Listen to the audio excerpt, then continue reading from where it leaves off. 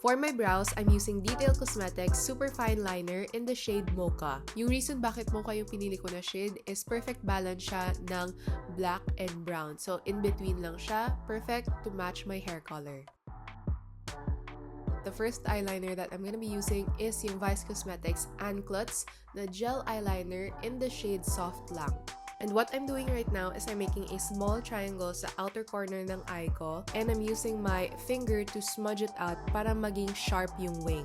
Now for the eyeshadow, I'm picking up this shade from the Cosmetics Mini Eyeshadow Palette, and ina-apply ko lang siya sa outer area ng eyes ko and sa crease area. Napaka-simple lang ng eyeshadow routine na gagawin natin today dahil dalawang shades lang ng eyeshadow yung gagamitin natin. Next eyeshadow na i-apply ko is this Champagne Shimmer, and ilalagay ko lang siya all over my lid area hanggang sa crease line. Now I'm using a soft brush para ma-blur yung edge sa my lid area. And back to the eyeliner, I'm using another shade from the Vice Cosmetics and Clutz Gel Liner Pencil. This is in the shade Intenz, and I'm applying it on top of the first eyeliner para mas maging dark tingnan yung eyeliner. And back to the Soft Lang shade, I'm applying it on my tear duct area para mas maging catty tingnan yung mata ko. To sharpen the wing, I'm using Issy & Co.'s Duo Eyeliner, and I'm using the liquid liner side.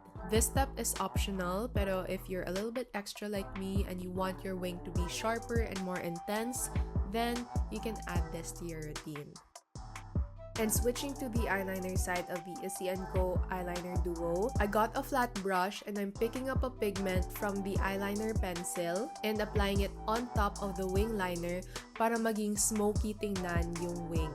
The reason why ginamit ko yung Issy & Co. na eyeliner pencil than the Vice Cosmetics and Clutz na gel liner pencil is that mas creamy and easy to blend yung Issy & Co. na eyeliner pencil kapag ginawa siyang smoky eyeliner.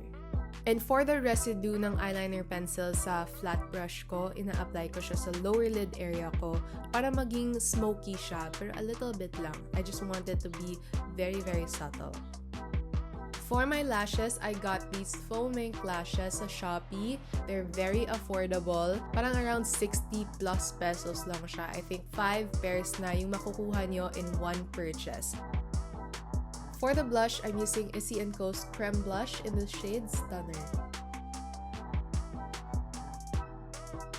And for the highlighter, I'm picking up from the Vice Cosmetics and Clutz Face Palette. It's very good if you want that blinding kind of highlighter effect, then this is for you. And back to the Vice Cosmetics and Clutz eyeliner pencil in the shade Soft Lang. I'm using it as my lip liner kasi wala akong brown lip liner. And for my lippy, I'm using Dream Face Dream Velvet Tint. This is in the shade Dreamy. And para mas maging plump tingnan yung lips ko, I'm applying the light eyeshadow on the center of my lips. And that's it! If you like this look, then please do give this video a thumbs up, subscribe to my channel, and share this video. Also, before you leave, if you want to be a part of the Boo Fam community, we have a Facebook group and a Discord server. The links to those groups will be in the description box below.